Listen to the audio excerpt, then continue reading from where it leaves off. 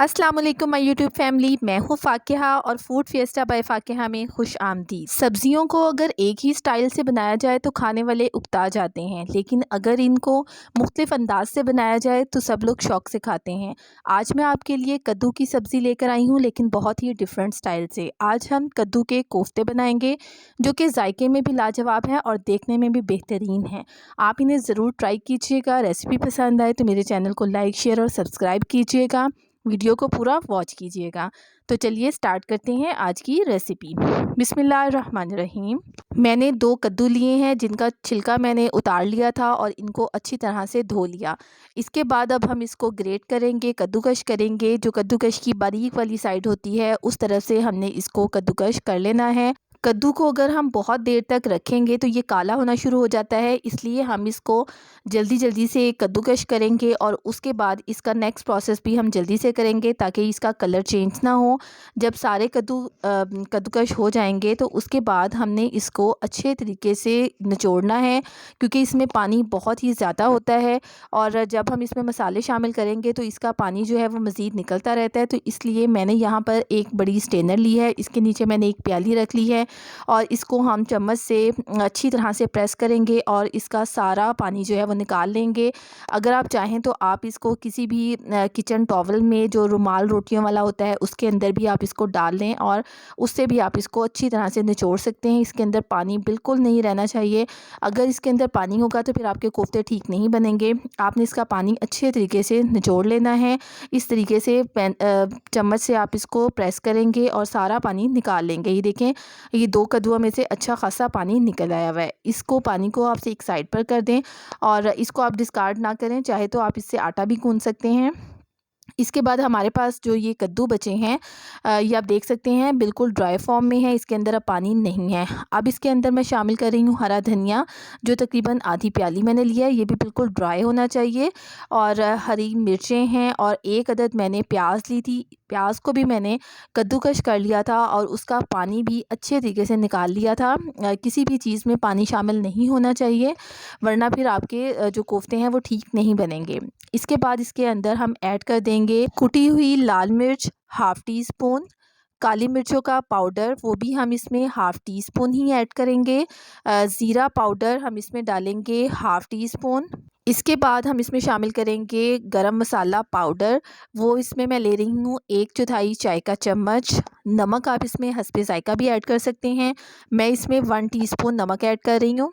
नमक चूँकि हमने ग्रेवी में भी शामिल करना है, इसलिए भी हम इसको लाइट ही रखेंगे। इसके बाद मैं इसमें शामिल करूँगी बेसन, जो कि हमने 4 बड़े चम्मच शामिल करने हैं और फुल हीप्ड होंगे, भरे हुए चम्मच हम इसके अंदर ऐड करेंगे। इसके बाद हमने इन तमाम चीज़ों को अच्छी तरह से मिक्स करना है। बेहतर ये है कि आप इसको हाथ से मिक्स करें, जैसे कि हम आटा गूँथते हैं उस तरीके से हम इसको अच्छी तरह से मिक्स करेंगे, ताकि तमाम स्पाइसेस जो है वो कद्दू के साथ अच्छी तरह से मिक्स हो जाएँ। इसके अंदर जब हमने नमक ऐड किया, उसकी वजह से ये दोबारा से पानी छोड़ सकता है, इसलिए हमने इसको यहाँ पर जल्दी जल्दी से मिक्स करना है और उसके बाद हम इसके कोफ्ते बनाएंगे, ताकि मज़ीद पानी जो है वो इसका ना निकले। इतनी ही देर में आपने साइड पर ऑयल गर्म करने के लिए रख देना है, फ्राई पैन में या फिर किसी कढ़ाई में, ताकि जब तक हमारे कोफ्ते रेडी होते हैं तो हम साथ ही इनको फ्राई कर लें। अब ये हमारा मिक्सचर अच्छी तरह से मिक्स हो चुका हुआ है और आप ये देख सकते हैं कि ये ना तो बहुत ज़्यादा सख्त है और ना ही बहुत ज़्यादा सॉफ्ट है। हम इसके कोफ्ते बनाएंगे, इस तरीके से आप इसके कोफ्ते बनाएंगे। ये थोड़े से नरम होंगे, आप इनको हाथ से इस तरीके से इसकी शेप देंगे और उसके बाद तमाम कोफ्तों को बनाकर हम रखते जाएंगे। इसके बाद हमने इनको फ्राई करना है। यहाँ पर आप देख सकते हैं कि कोफ्ते जो हैं हमारे बहुत ज़्यादा सॉफ्ट हैं, लेकिन जब आप इनको फ्राई करेंगे ये बिल्कुल भी नहीं टूटेंगे। आप देख सकते हैं कि मैं आपके सामने ही इनको फ्राई कर रही हूँ और इंशाल्लाह ताला आप देखेंगे कि ये बिल्कुल भी ज़रा से भी कहीं से भी क्रैक नहीं होंगे और बिल्कुल भी नहीं टूटेंगे। हालांकि हमने इसके अंदर अंडा भी शामिल नहीं किया है, सिर्फ बेसन से ही इसकी बाइंडिंग इतनी अच्छी होती है कि ये नहीं टूटते हैं। इस तरीके से हम इनको ऑयल के अंदर डालते जाएंगे और यहाँ पर हम चूल्हे का फ्लेम मीडियम रखेंगे।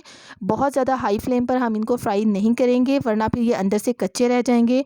यहाँ पर एक साइड से जैसे ही कोफ्ते होंगे तो हम इनको बहुत ही एहतियात से पलट लेंगे ताकि कोफ्ते टूटे नहीं। लेकिन जब तक ये एक साइड से पके नहीं उससे पहले आपने इसको साइड इसकी चेंज नहीं करनी है। दोनों साइडों से हम अच्छी तरह से इनको पकाएंगे कि इनके ऊपर बहुत अच्छा सा रेडिश ब्राउन सा कलर आ जाए और उसके बाद फिर हम इन कोफ्तों को निकाल लेंगे। तकरीबन इनको फ्राई करने में आपको एक साइड से 2 से 3 मिनट लगेंगे और दूसरी साइड से भी इसी तरह से लगेंगे। तकरीबन 5 से 6 मिनट में कोफ्ते जो हैं वो एक इसका बैच अच्छी तरह से फ्राई हो जाएगा और फिर हम इसको किसी भी स्टेनर में निकाल लेंगे। ये देखिए कितने अच्छे हमारे कोफ्ते फ्राई हुए हैं, इनकी शक्ल भी बहुत ही अच्छी है और इसका जायका बहुत लाजवाब है। आप इसको ज़रूर ट्राई कीजिएगा। इंशाल्लाह ताला आपकी फ़ैमिली को ये कोफ्ते बहुत ही ज़्यादा पसंद आएंगे। आप देख सकते हैं कि ये कहीं से क्रैक नहीं हुए हैं और बहुत ही मज़े के बने, इंतहाई सॉफ्ट हैं। और जैसे ही हम इन कोफ्तों को निकालेंगे तो उसके बाद हम इसकी ग्रेवी तैयार करेंगे, जिसके लिए मैंने एक कढ़ाई ली है। इसमें मैंने 4 टेबलस्पून ऑयल शामिल किया है और इसके अंदर मैंने 1 अदद छोटी इलायची, सब्ज़ इलायची डाली थी, 1 दालचीनी का टुकड़ा ऐड किया था और उसके बाद मैंने इसमें प्याज डाल दिया है, जो कि मैंने 2 मीडियम प्याज लिए थे। इनको मैंने ग्राइंड कर लिया और उसके बाद मैंने इसकी पेस्ट इसमें शामिल कर दी। इसको हम 3 से 4 मिनट के लिए पकाएंगे कि प्याज का कलर हल्का सा चेंज हो जाए। इसके बाद मैंने इसमें शामिल किया है टमाटर, जो मैंने 2 बड़े साइज़ के टमाटर लिए थे, उनका छिलका उतार के उनको भी ग्राइंड करके इसमें मैंने ऐड किया था। अब यहाँ पर हम टमाटर और प्याज दोनों को पकाएंगे और उसके बाद मैंने इसमें अदरक और लहसुन का पेस्ट शामिल किया है 1 टेबलस्पून। हम यहाँ पर मसाले को अच्छी तरह से भूनेंगे ताकि उसका कच्चापन दूर हो जाए। इसके बाद हमने इसमें 1 टीस्पून लाल मिर्चों का पाउडर, 1/4 चाय का चम्मच हल्दी और नमक हमने इसमें ऐड करना है, हाफ़ टेबल स्पून या 1 टीस्पून आप इसमें नमक ऐड कर दें। इसके बाद धनिया पाउडर हम इसमें हाफ़ टी स्पून ऐड करेंगे और ज़ीरा पाउडर हाफ़ टी स्पून हमने इसमें डालना है और उसके बाद हम इस मसाले को अच्छी तरह से भूनेंगे और आपने इस मसाले को बहुत ही अच्छी तरीके से पकाना है ताकि इसमें प्याज, टमाटर और अदरक और लहसुन का बिल्कुल भी कच्चापन महसूस ना हो। जब मसाले में ऑयल आना शुरू हो जाए तो इसके अंदर हम ऐड करेंगे हाफ़ कप दही, जिसके अंदर मैंने 1 टीस्पून ऑयल ऐड किया है और दही और ऑयल को हम अच्छी तरह से मिक्स करके इस मसाले में शामिल करेंगे। दही में जब हम इस तरह से ऑयल डालकर इसके अंदर ऐड करेंगे तो उससे हमारी ग्रेवी में बहुत ही अच्छा सा ऑयल आ जाता है ऊपर, जो इसका ऊपर से तरी होती है वो बहुत ही ज़्यादा अच्छी आती है। इस तरीके से हमने जब दही को इसके अंदर ऐड किया और साथ ही हमने चम्मच हिलाना है ताकि दही फटे नहीं और बहुत ही अच्छा सा हमारे जो है वो ग्रेवी में इसका मसाला तैयार हो जाए। इसके बाद हम इसको ढक देंगे और तकरीबन 3 से 4 मिनट के बाद जब हम हटाएंगे तो हमारा मसाला बिल्कुल पक चुका हुआ है। आपने इसमें जल्दी नहीं करनी मसाले को पकाने में। जब मसाला अच्छे तरीके से पक जाएगा तभी हम इसके अंदर कोफ्ते ऐड करेंगे। अब यहाँ पर आप देखें ऑयल भी आ चुका हुआ है, हमारा मसाला पक चुका हुआ है। अब हम इसमें कोफ्ते ऐड करेंगे। आपने सारे कोफ्ते इसमें डाल देने हैं। हल्का सा हम चम्मच के साथ इसको मिक्स करेंगे, बहुत ज़्यादा हमने यहाँ पर इसको मिक्स नहीं करना है। इसके बाद हम इसमें पानी ऐड करेंगे। पानी आप इसमें इतना डालेंगे जितनी आपने इसकी ग्रेवी तैयार करनी है, क्योंकि थोड़ा सा पानी पककर रिड्यूस होगा, लेकिन बाकी जो है वो शोरबा या फिर मसाला जिस तरह का भी आप रखना चाहते हैं उतना आप इसमें पानी ऐड कर दें और इसके बाद फिर हम इसको ढक कर पकाएंगे। मैंने यहाँ पर तकरीबन 2 गिलास के करीब इसमें पानी ऐड किया है। पानी डालने के बाद मैं इसको ढक दूँगी और तकरीबन 5 से 6 मिनट के लिए हमने इसको पकाना है। 3 मिनट के बाद मैंने इसका ढक्कन हटाया है और उसके अंदर मैं कसूरी मेथी ऐड करूँगी 1 टीस्पून और इसके बाद हम लिड लगा के दोबारा से इसको पकाएंगे।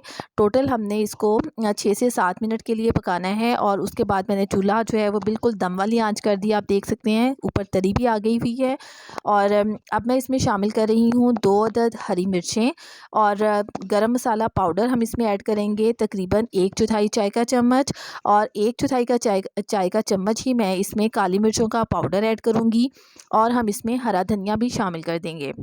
यहाँ पर हमारे कोफ्ते बिल्कुल तैयार हैं। आप देख सकते हैं कि कहीं से बिल्कुल भी नहीं टूटे हैं। हालांकि ये कोफ्ते खाने में बहुत सॉफ्ट हैं, लेकिन ये बिल्कुल ठीक हैं, बिल्कुल भी ज़रा से भी कहीं से क्रैक नहीं हुए हैं या ब्रेक नहीं हुए हैं। बिल्कुल ठीक हमारे कोफ्ते तैयार हुए हैं और खाने में इंतहाई लाजवाब हैं। आप बच्चों को, बड़ों को, सबको इस तरीके से सब्ज़ी खिला सकते हैं। वो लोग जो कि कद्दू शौक़ से नहीं खाते हैं वो भी ये खाएँगे और बहुत ही ज़्यादा इसको एंजॉय करेंगे। लगेंगे। आप इसको राइस के साथ भी खा सकते हैं, नान के साथ, रोटी या पराठे के साथ खाएं, ये बहुत ही ज़्यादा मज़े के लगेंगे। ज़रूर ट्राई कीजिएगा और फिर अपना फ़ीडबैक ज़रूर दीजिएगा। जो लोग वीडियो को लाइक करना भूल जाते हैं उनसे रिक्वेस्ट है कि प्लीज़ वीडियो को लाइक किया करें, ज़्यादा से ज़्यादा शेयर करें और अगर ये वीडियो पसंद आए तो मेरे चैनल को ज़रूर सब्सक्राइब करें। इंशाल्लाह ताला फिर किसी और अच्छी रेसिपी के साथ मिलते हैं, तब तक के लिए अल्लाह हाफ़िज़।